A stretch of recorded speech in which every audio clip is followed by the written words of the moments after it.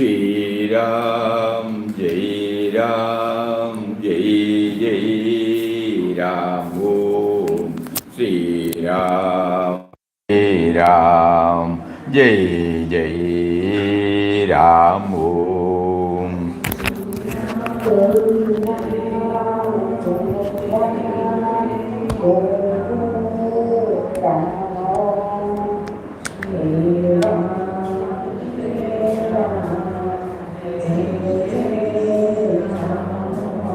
Shri Ram, Jai Ram, Jai Jai Ram, Om.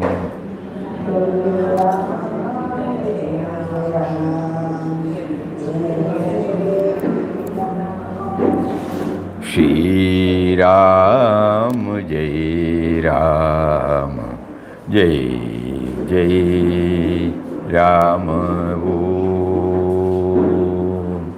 Om Shri Ram, Jai Ram, Jai Jai Ram. Hari Om to everybody. Pranam, pranam, pranam. Pranam, pranam, pranam.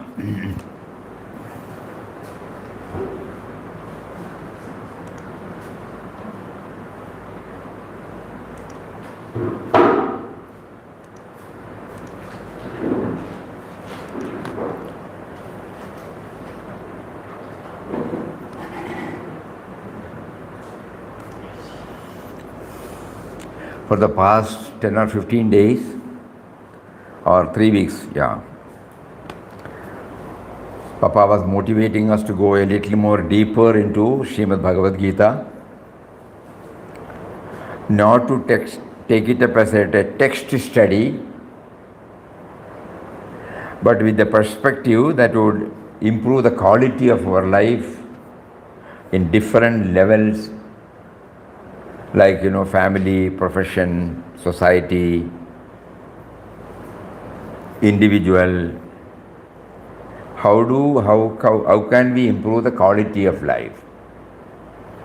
Quality of life means to become more and more blissful, content, free from any sort of limitations. Always we feel fullness, free from grumblings and complaints, free from all that which takes us away from this. Normally we name it as negativities. So all of us are pining for that, which is what is called the quality of life. So how does Bhagavad Gita help us? With that perspective, we started moving toward this. And proportionate to our commitment, proportionate to our earnestness, our intensity, it is being revealed to us.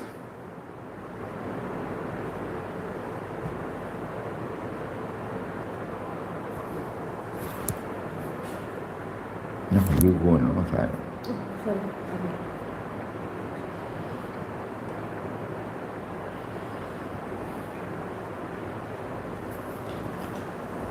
So this is our approach, how to improve the quality of our life.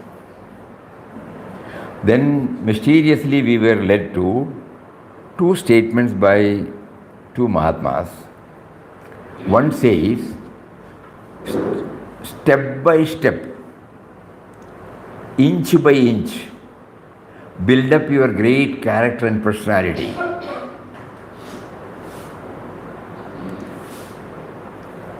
By handling this psychophysical energy system that is within you. Step by step, inch by inch, build up your character and personality by handling this psychophysical energy system that is within you. Out of our psychic energy system, you are going to produce a remarkable product, namely Buddhi. Buddhi Yoga, Yoga Buddhi, discriminative faculty, a luminous point within the human sensory psychic system.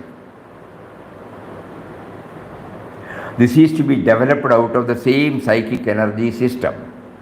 It is a tremendous psychic chemistry we do within the human system. We act, we talk, we think. No? But suppose it is made to go through this, a process by which, it gets refined. This is called building up our great character and personality. We convert the whole body into a laboratory.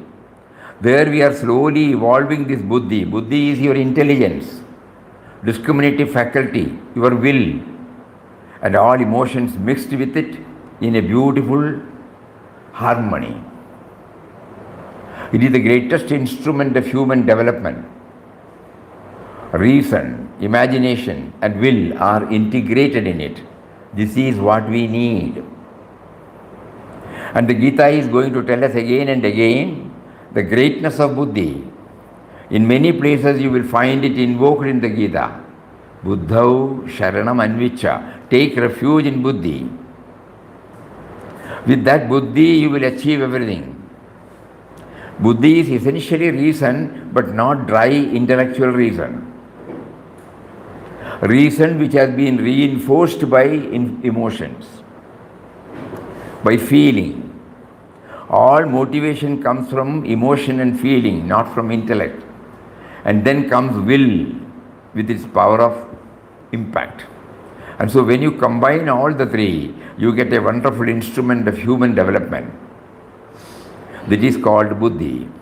A student in school and college studies various books, but the ultimate result of all study should be the evolution of that buddhi, intelligence. So one perspective in our search. So Gita is for this particular aspect. And then before that we were also shown, for the sake of those who are hearing it for the first time, we are repeating it.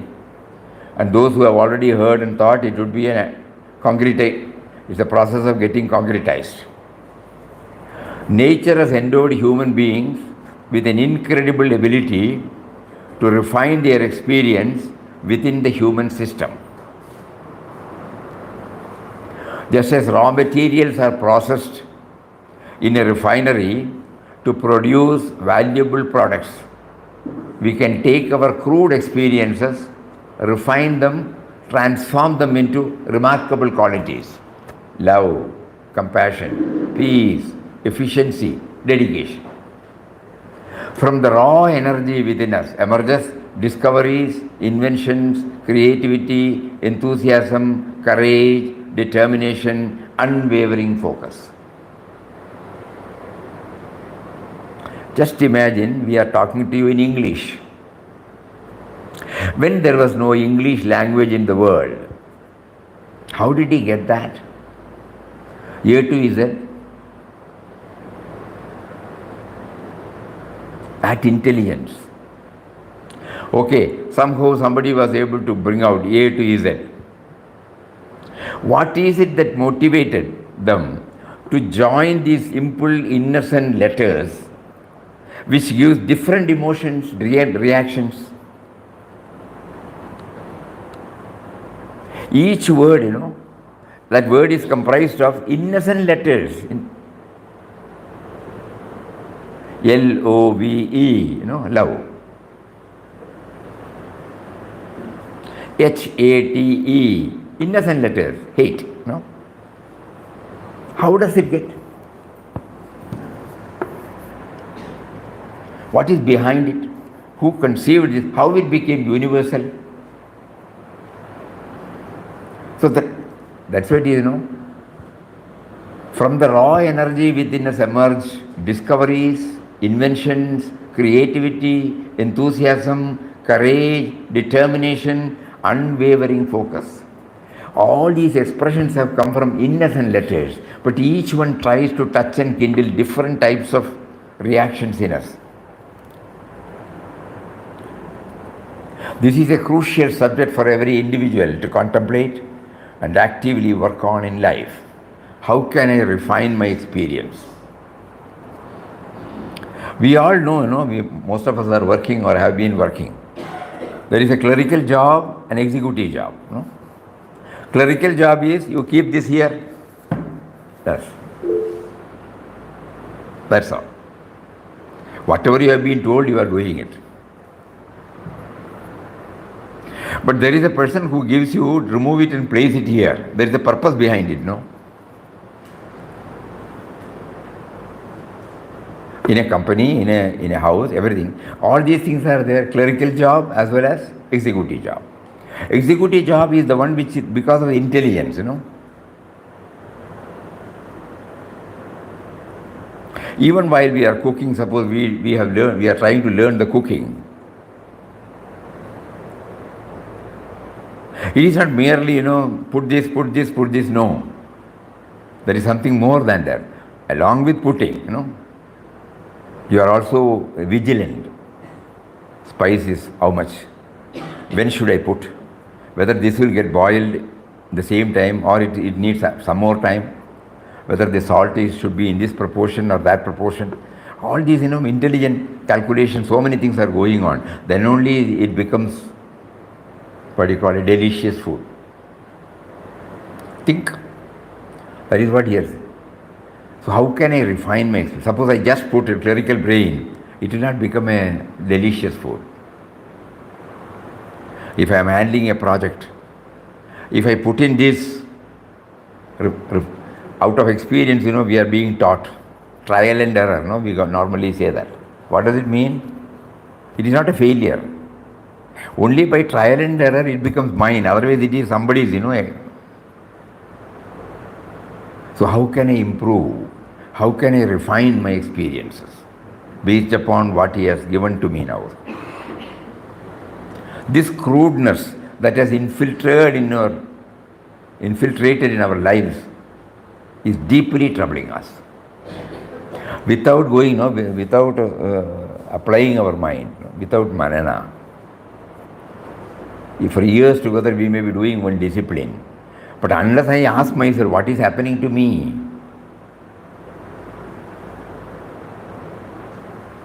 then only I will be able to improve.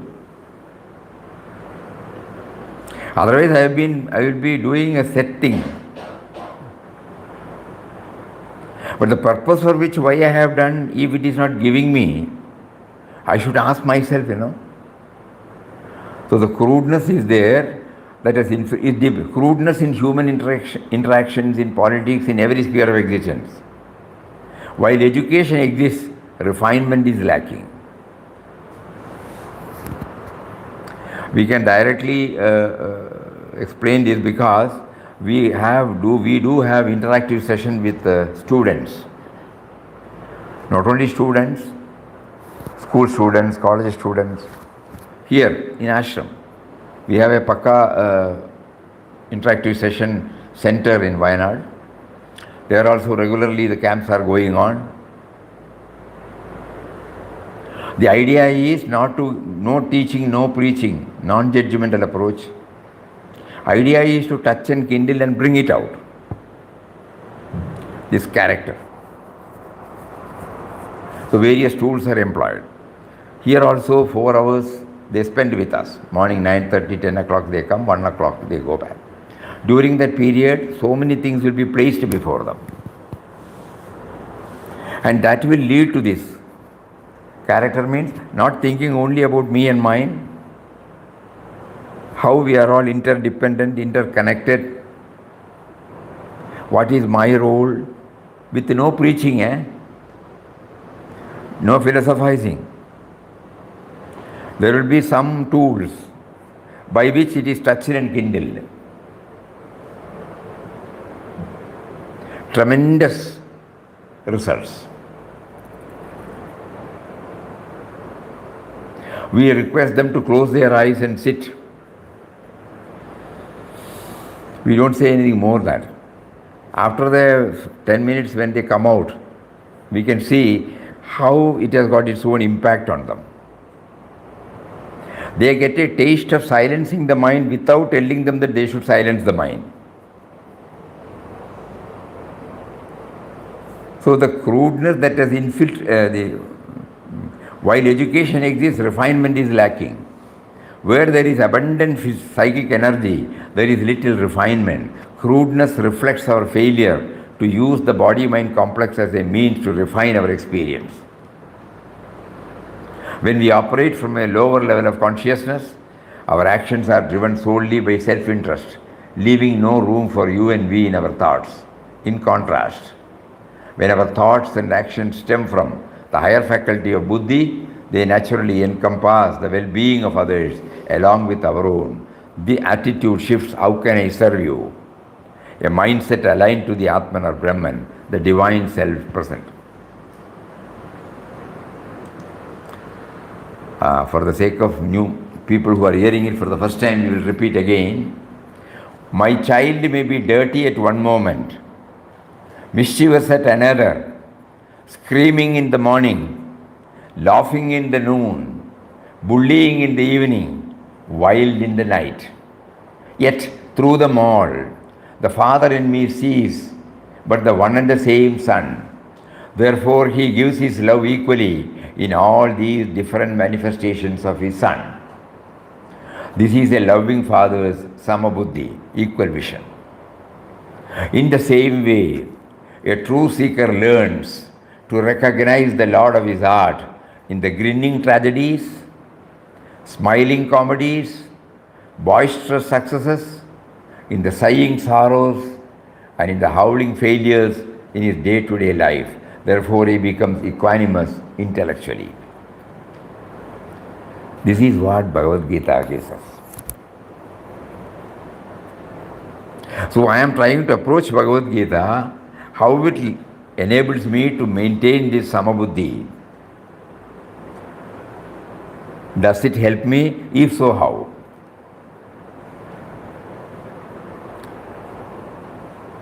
And samabuddhi means equanimity means, quality of my life.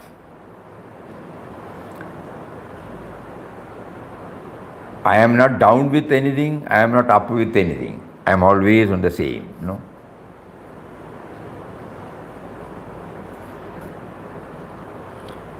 In second chapter, while he portrays the picture of a steady-minded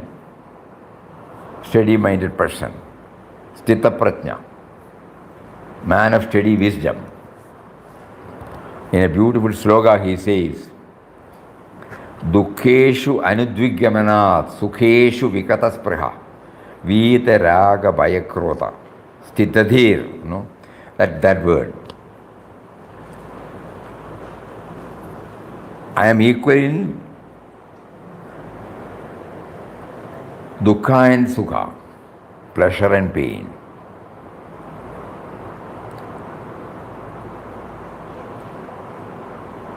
Vita raga bhaya krodha.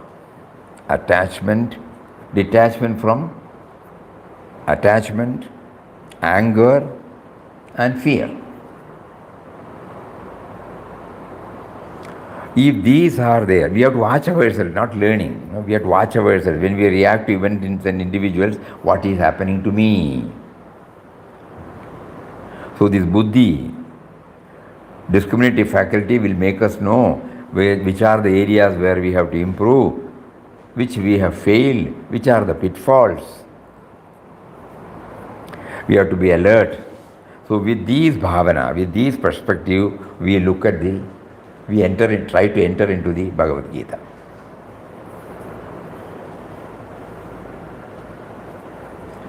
Because it's not a textual, intellectual exercise. We don't say that textual exercise will have no meaning. No, it has got its own meaning. We are not competent. Because for the textual mastery, we must learn it by heart. We should have some idea about the Sanskrit language, and we should learn it from a person who has mastered, from him at his footstep, is go there regularly and try to understand the meaning of each and everything. Then come out and watch our experiences, and then try to become a knowledge becomes an applied knowledge. That facility we don't have, that competency we don't have. So we are looking at it with a different perspective. How does it improve the quality of my life? Now we know that we have to feel that it's a laboratory given to us, it's a refinery given to us. Before it goes out, it has to pass through this refinement process.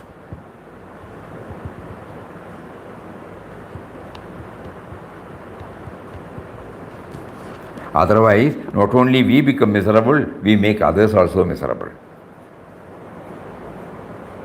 Two incidents. We have shared it many a time, but for the sake of those who are hearing it for the first time. Two incidents come. How to improve this quality. A bank manager, morning he has to go to the office, a bank. So he had his bath, everything. His missus prepared breakfast. His only daughter. Normally he drops her at the school. And everything was over. He sat for the breakfast. Daughter also came and sat for the breakfast. Suddenly, out of something, coffee or tea, it got spilled on his shirt. Immediately he started shouting. Wife also did not know how to handle, because time is running up. He immediately got up, went to his room again, changed his dress, came back. He did not take his breakfast, and the girl was also crying. Finally, she also got into the car. They did not utter a word. When he reached the bank, he knew that he has forgotten to take the key. Restless.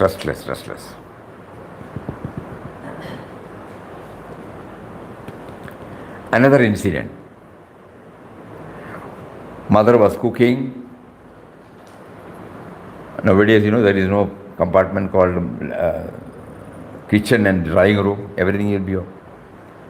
Suddenly, she wanted the milk that was kept in a vessel there. So she asked her child, who was about 8 or 9 years old, "Will you please bring that milk?" "Oh yes." The girl went there and took that vessel. She was coming. Suddenly she lost her steps, fell down. The whole milk was spilled there. She was worried, what will the mother say? Immediately the mother came, told her, "Don't worry. If you want to play with the milk, you can play. You will not get this opportunity." Made her to lighten, and then both of them tried to clean everything. Not a word about anything. When everything was clean, wiped everything, she went back. Without her knowing, she kept a vessel full of water there. And after some time, she asked, "Will you please bring that water?" "Oh yes." So mother is not offended. Okay. So she took that water, step by step reached, had it over. Now what happened? Then the girl said, "As I was walking with the milk, I thought of something I lost. When I knew that will spoil, this time I was very careful to concentrate upon that." You see the difference? See the difference, quality. We are trying to understand, It's a laboratory, it's a refining process. You can just impulsively react.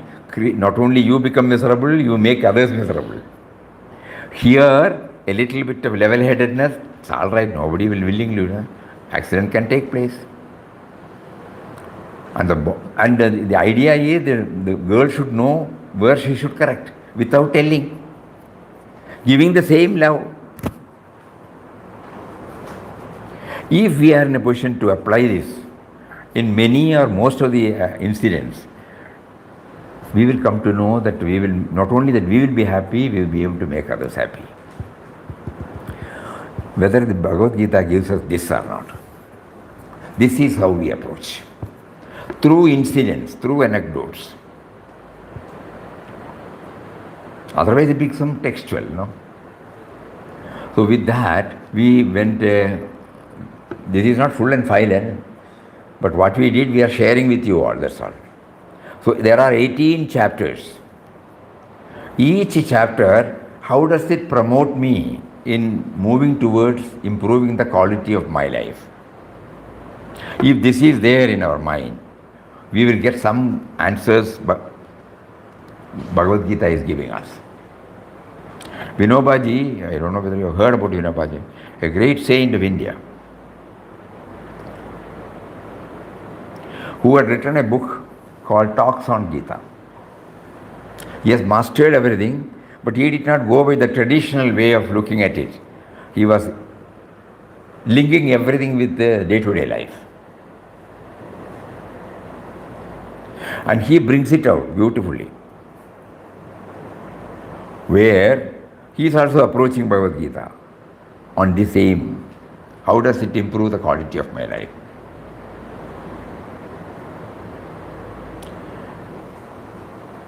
So first chapter teaches how to do that, how to make my mind a laboratory, how to make my mind a refinery. Okay, that's so. What does the first chapter give? Observation. Watch the inner conflict welling up in your mind due to attachments. Watch the inner conflict welling up in your mind due to attachment. That means you are not identifying with it. You are watching, Observing. And second chapter, alertness. Be aware of the pitfall that could our perception and that cloud our perception and a judgment. When we go through that, Arjuna, how he justifies his attitude of dropping from entering into this battle. So it says, I should be aware. And again in second chapter, just now we said, a sense of balance. A balanced mind ensures peace, helps in handling smoothly.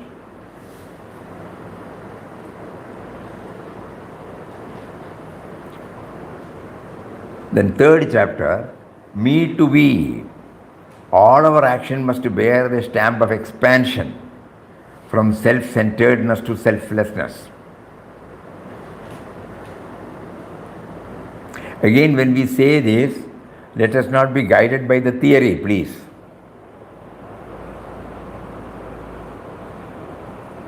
God, all of us have been gifted by God to have a wonderful life so far lived.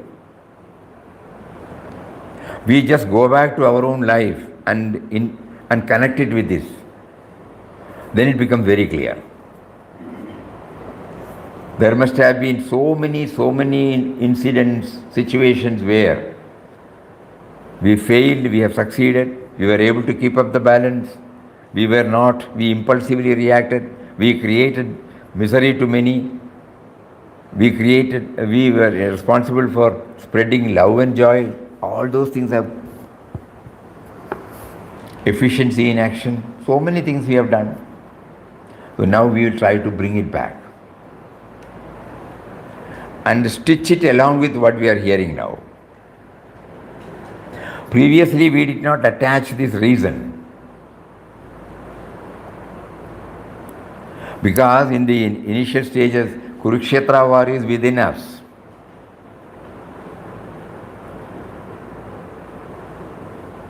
The sense of individuality, the enlivening, the articulating, the pulsating, the propelling force which is called God within us is Lord Krishna. The sense of individuality now, an image of ourselves, is called the Arjuna there. There are elevating forces, Pandavas. There are down-pulling forces, Kauravas. And Kurukshetra is the mind in which all these conflicts every time happens. So with this approach we are going. Everywhere we try to stretch with our own life, not the Puranic background. Then only it will become mine. Then the fourth chapter, realizing the supremacy of the unknown factor God, to know that He has a final say in all matters. Yesterday, one of the devotees, she had to leave. From here at about 10:30, she left. She has to catch a flight from Mangalore to Bangalore, Bangalore to Abu Dhabi, and from there to Dublin. As she was traveling from here, after 40 kilometers or 45 kilometers, she got the information that the flight has been cancelled.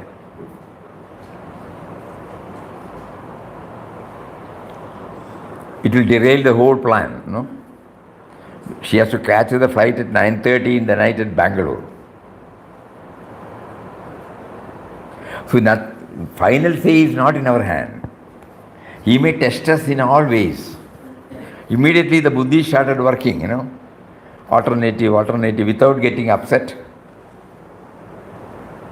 Suddenly the decision was taken, the taxi will, instead of dropping her at Mangalore airport, it will straight away take her to the Bangalore airport.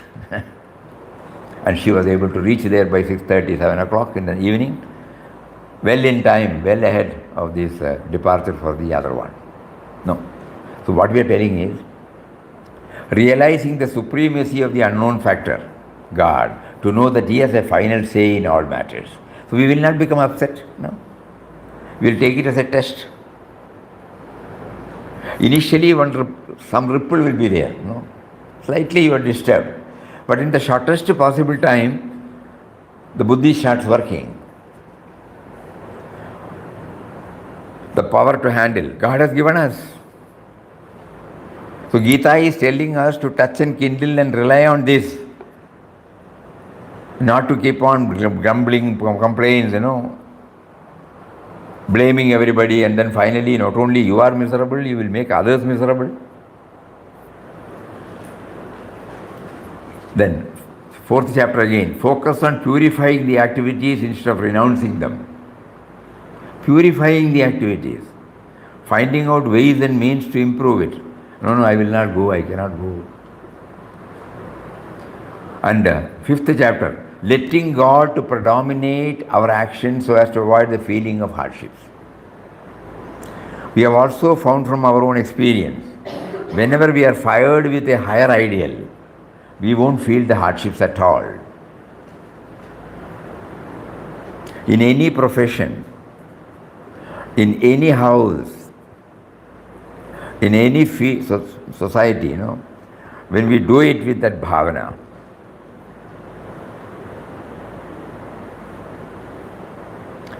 during the year-end program here, a lot of people will be here for days together, to arrange for their food in an orderly way. Nobody is offended, at the same time everybody is taken care of. No complaints. Just imagine. So when He has arranged, we are always thinking, when He has arranged, He will He not do that? There was an incident many years back when Puja Swami Sachidananda Ji dropped the body, and on the 16th day we had a get-together function. We had no idea how many people will come. So a cook who normally comes and arranges for the marriages in the temple, so he was entrusted the duty to organize, single man. So a few days back before that, he came and asked us, how many do you expect? We said, we have no idea. It could be 6,000 to 7,000 or 8,000. Okay. On the day of this function, we were busy with so many things, So many sadhus have come, so many saints have come. So in this hall was this, it was set apart for the saints. And we have to give to every sadhus also a kit. So many things were there.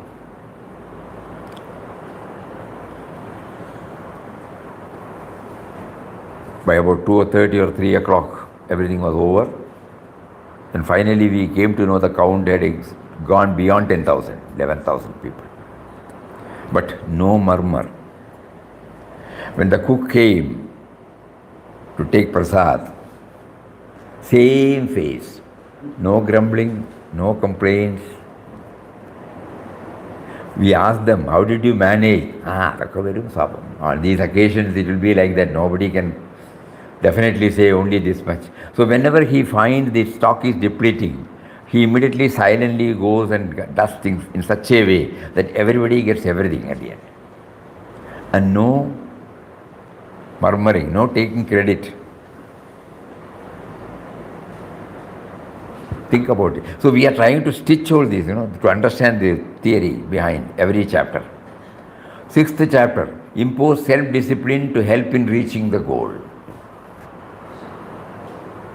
We all look back, whatever expertise we have got, whatever skill we have developed, it did not just come from the sky, It is because of certain self-discipline we imposed on us, exclusive, going deep within, observing through trial and error, refining.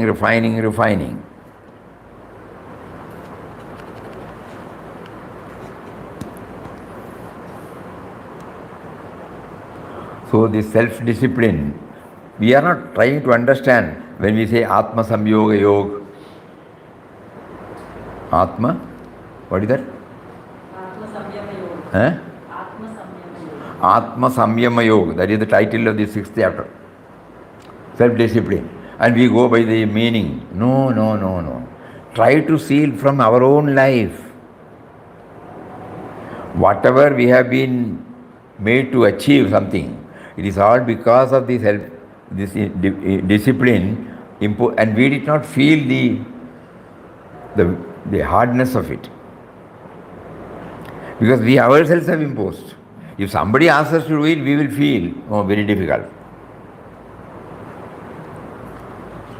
That is the 6th chapter.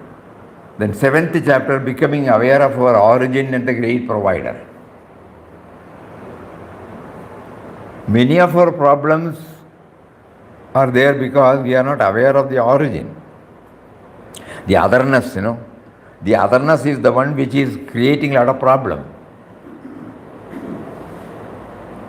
So we have been asked to go to the source. If we try to go to the source, we realize the same source must be for everybody. So instead of telling love all and serve all, if we are asked to go to the source, we know we have all come from one place. And the moment we start thinking about it, there is an affinity building up in us. Just like when you go to you go out of the gate, you see somebody, you are walking, somebody talks in your own language to somebody. Immediately you will look at him, and you will ask him, where are you from? Because the language that is common within you touches and kindles the affinity in you. Think.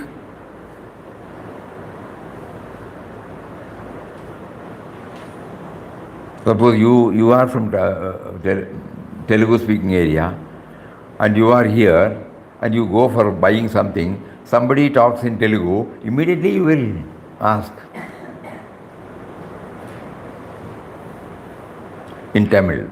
So that means that which is common in us immediately touches and kindles, whether he is a stranger or not, you are not bothered. Immediately the affinity is developed. So that means source. So accepting the 7th chapter, becoming aware of our origin and the great provider. Because when you go to the origin, that will itself make us aware that how we have been provided with everything right from the starting point up to this moment. Bijam Mam Sarva Bhutanam. That is the 7th chapter. And it also says, accepting the uniqueness of each manifestation as it is, instead of as preconditioned by us.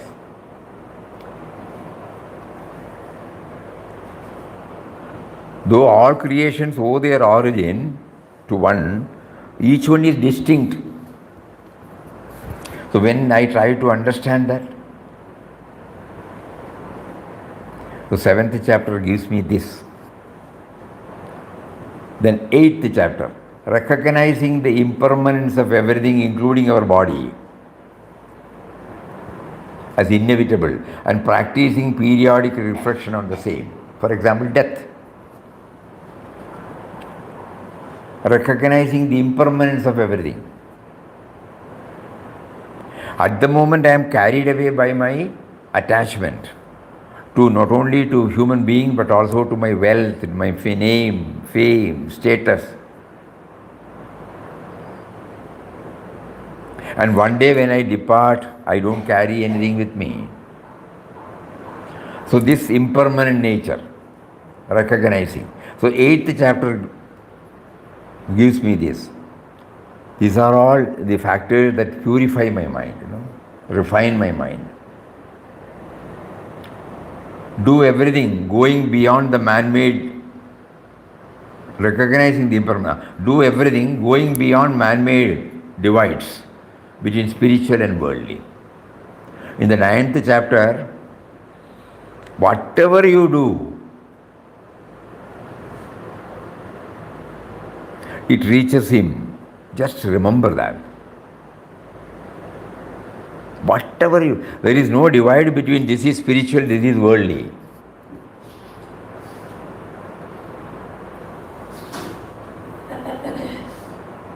Previously I was thinking, this is worldly, this is spiritual.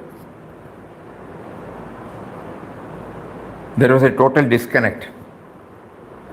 But this 9th chapter gives light. Whatever you are doing, it is all willed by him. That is why our Vinobaji used to mention in this, that this chapter gives you, it makes you to feel that you are on an express highway where you don't have to bother about any accident. Because everything is God's. Do everything going beyond the man-made. Then, 10th chapter, Vibhuti Yoga. Seeing the unique signature of the Lord in all creations. Because from the 7th chapter we came to know that everything owes its origin to that power.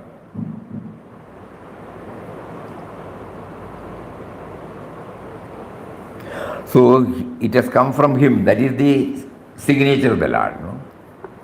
So when I come to realize that anything and everything, I may fail, I may forget, but slowly I will be able to try to accept situation.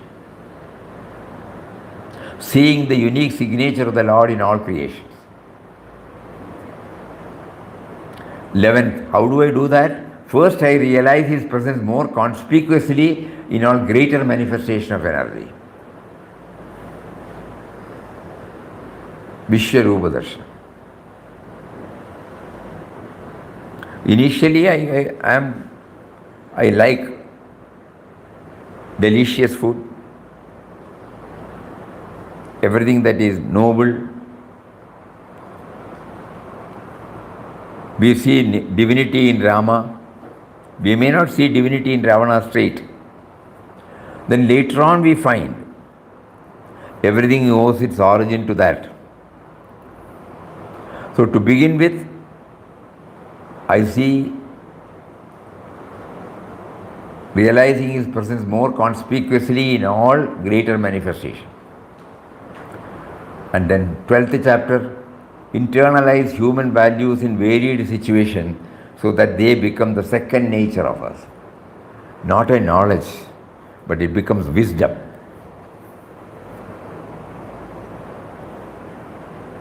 So 12th chapter directs us to do that.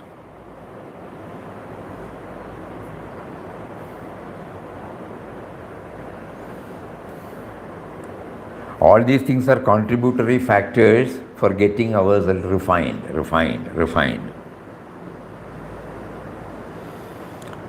Then 13th chapter, becoming aware of the distinct roles placed by matter and spirit, Deha and Dehi, Kshetra and Kshetrajna. While we duly recognize the role played by the body, we don't pamper it. We realize that with the absence of spirit, the matter cannot exist, though spirit cannot become conspicuous without a matter. So we try to understand that. And there also we are given clues to discriminate between these two, so that there is no overemphasis on the matter. And from there we move to the 14th chapter. Distinct character, Sattva, Rajas. Every one of us has got these three, right from the moment we get up till retire to our bed. When we are in activities, we go through these Rajasic, Tamasic and Sattvic. Passive, aggressive, indolent. So to what degree the passivity, what you call the Sattvic nature predominates, that determines your level-headedness. So we are trying to understand it. These are all necessary for refining. This should not be lost sight of. Then 15th chapter, becoming aware of the one which is in the manifested, unmanifested and in both.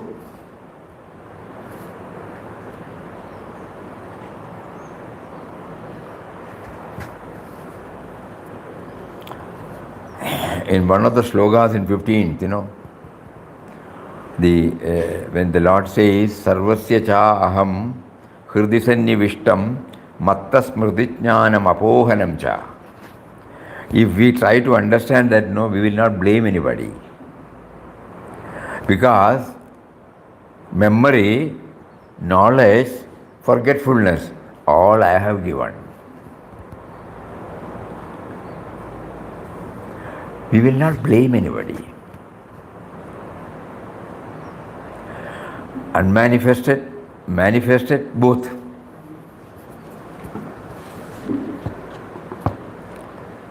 Then, 16th chapter, be vigilant about the down-pulling tendencies and try upholding the elevating tendencies. It is there with us, but we have to be alert. If we have to make our mind a refinery, we have to make our mind a laboratory where we make to pass through all these things and come out of it, we should know about this. Down pulling, up and then upholding, elevating. Then 17th chapter, performing everything with Shraddha. Here we would like to concentrate on the word Shraddha. Very, very important. The more I think about it, why it has been placed at the 17th chapter? Because it is very important in anything and everything. The capacity in the human intellect not only to know and appreciate the Shastras, but also to absorb and assimilate the noble ideals so completely as to bear upon all his action is called Shraddha. Shraddha is that powerful impelling force that springs forth spontaneously from within, which the mind feels peculiar as its own. It is the secret urge within, propelled by which all layers of personality in an individual spring forth to act in their appointed fields. Shraddha is the content and the very essence of equipments of man's whole being. See? Shraddha gives the direction, the dash and the destination of one's own determination. So if I have to convert my mind into a laboratory or a refinery, this is a vital aspect. Shraddha.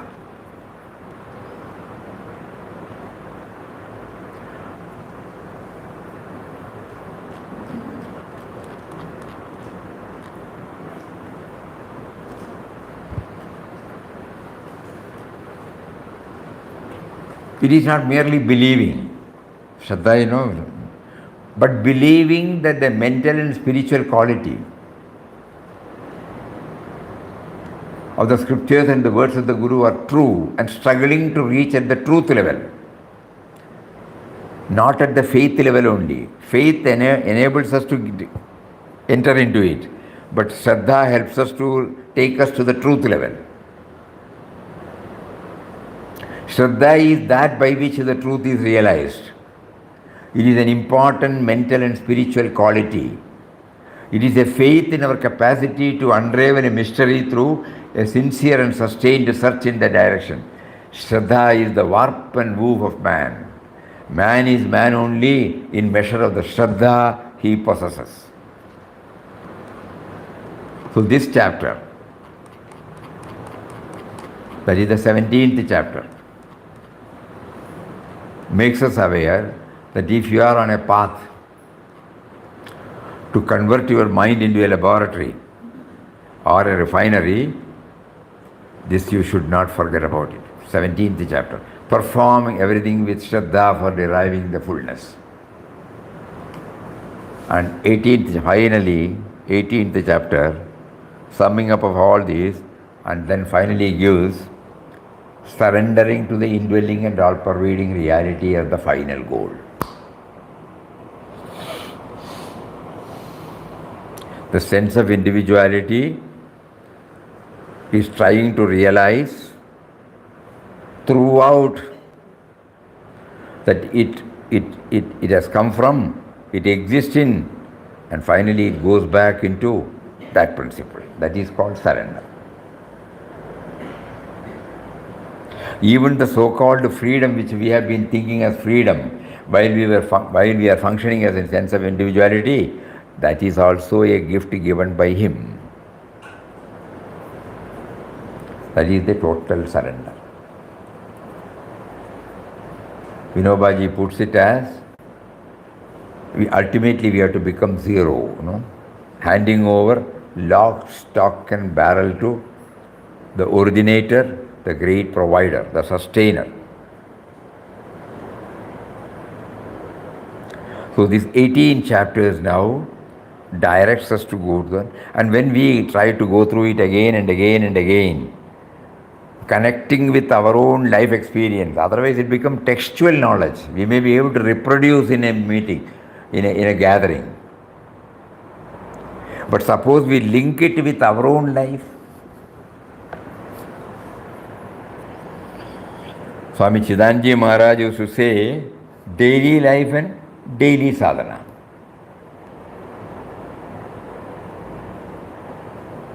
Daily life is the field given to us to test our daily sadhana. If the field is not there, how will I know? It becomes a knowledge, that's all, no?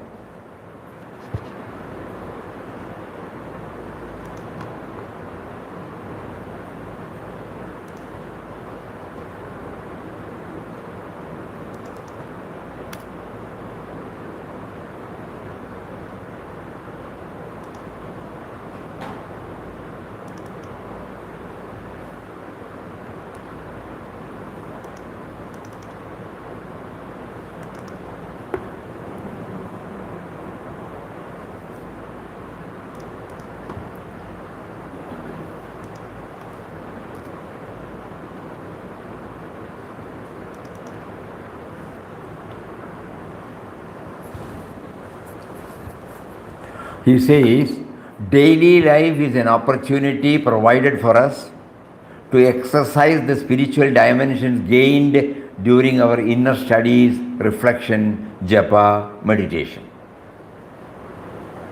It is the testing ground, so that each day our progress is really ours. We have made it our own by having tested it, proven it, possessed it. Until it has been tested and proven, it is not our own. It does not become part of us.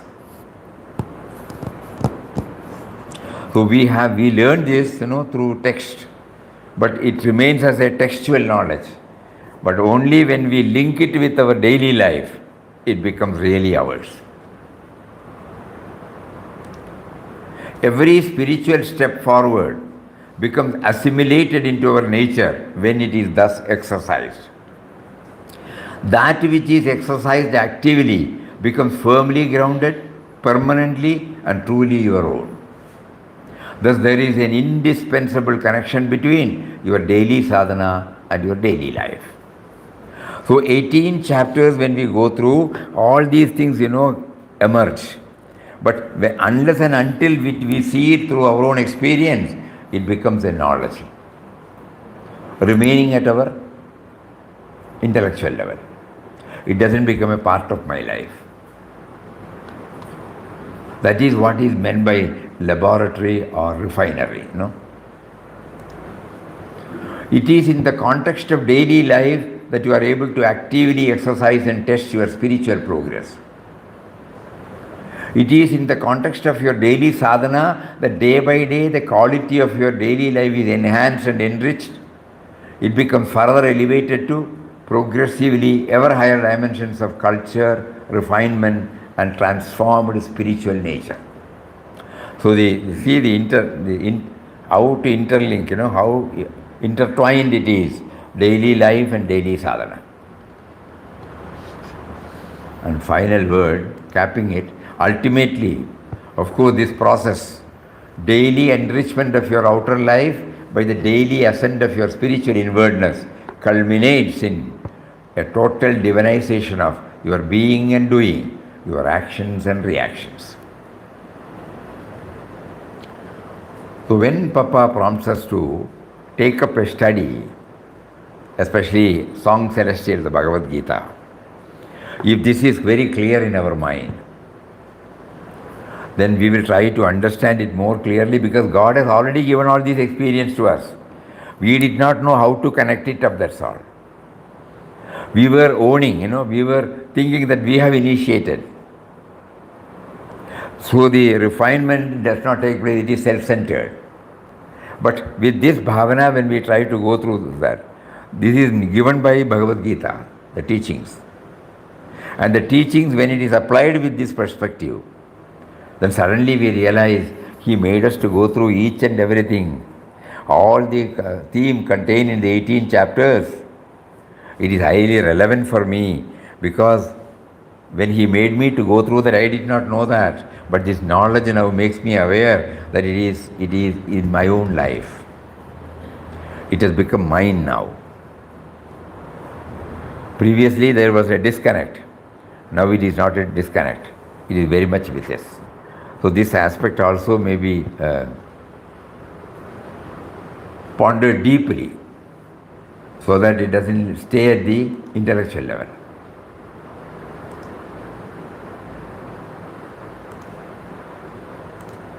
So what are the signs?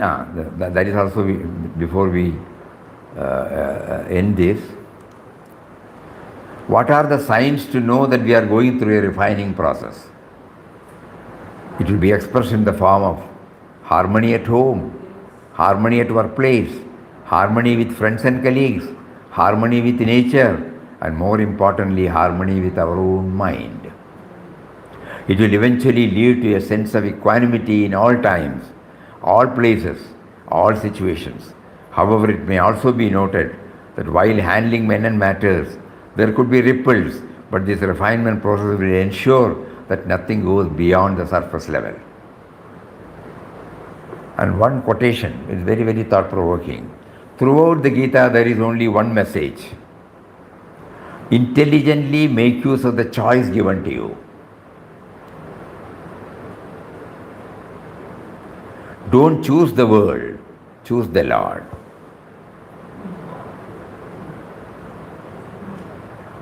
Bereft of God dimension, it is full of chaos, ups and downs, With Him, everything is valid, everything is calm and quiet. And Papa says, what is the sign? Spontaneity of life born of an egoless purity and innocence.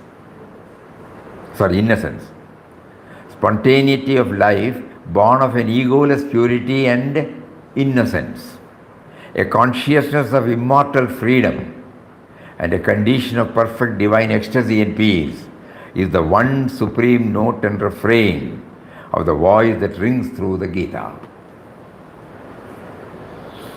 Previously, when we were reading this passage, we were enjoying the way in which it has been put.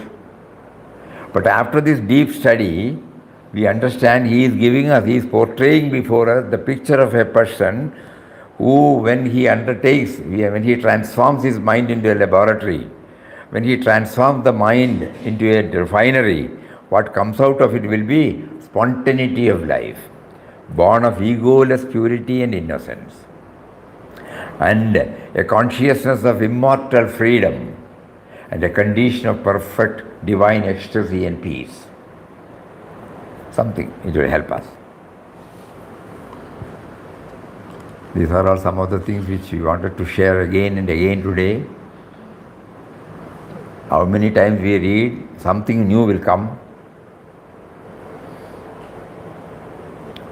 We have just concluded this, Vande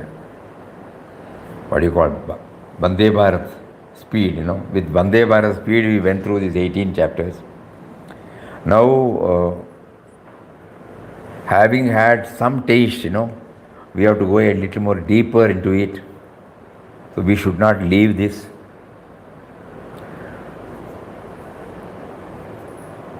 How to do that, we have no clue now. From tomorrow onwards, we will take up some other subject and then try to see whether the subject links with this 18 chapters. And again, we will come back for the second reading of the whole 18 chapters. This perspective, it was not there when we started. So this perspective came only at the end of the study. That is, converting our mind into a laboratory, converting our mind into a refinery, so that whatever thoughts, whatever words, whatever deeds that emerge from our sense of individuality, it becomes refined, it becomes productive, creative. With this perspective, when we go, that also we tried. So we will have a small break for a week and then try to find out whether that break touches and kindles any more dimension in our Gita study. Is that okay?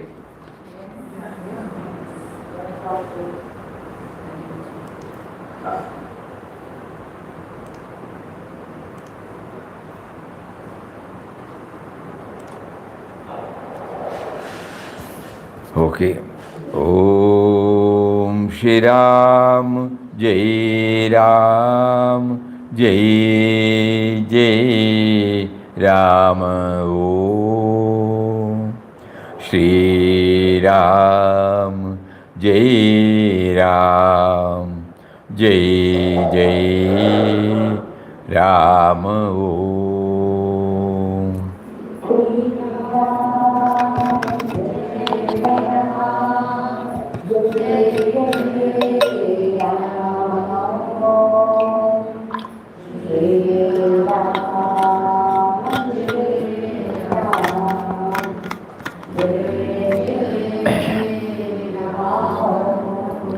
Shri Ram, Jai Ram, Jai Jai Ram. Om Shri Ram, Jai Ram, Jai Jai Ram. Om.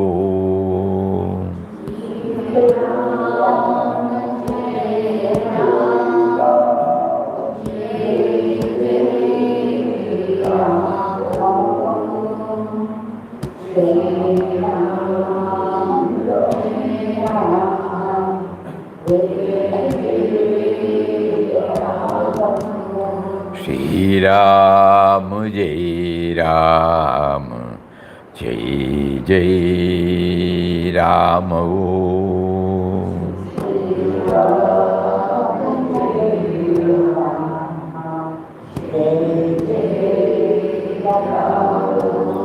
Shri Ram, Jai Ram, Jai Jai Rama Om.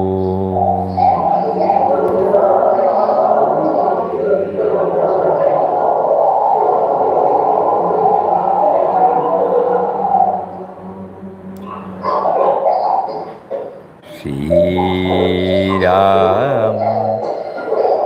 Sharma, your. Please mute.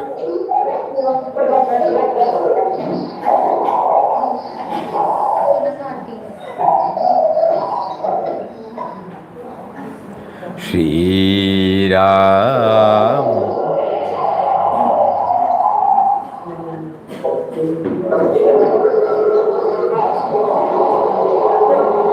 The sound would be so loud now. Shri Ram, Jai Ram, Jai Ram Om. Om Shri Ram, Jai Ram, Jai Ram. Hari Om to everybody. Pranam. Pranam. Hari Om, Namaskar.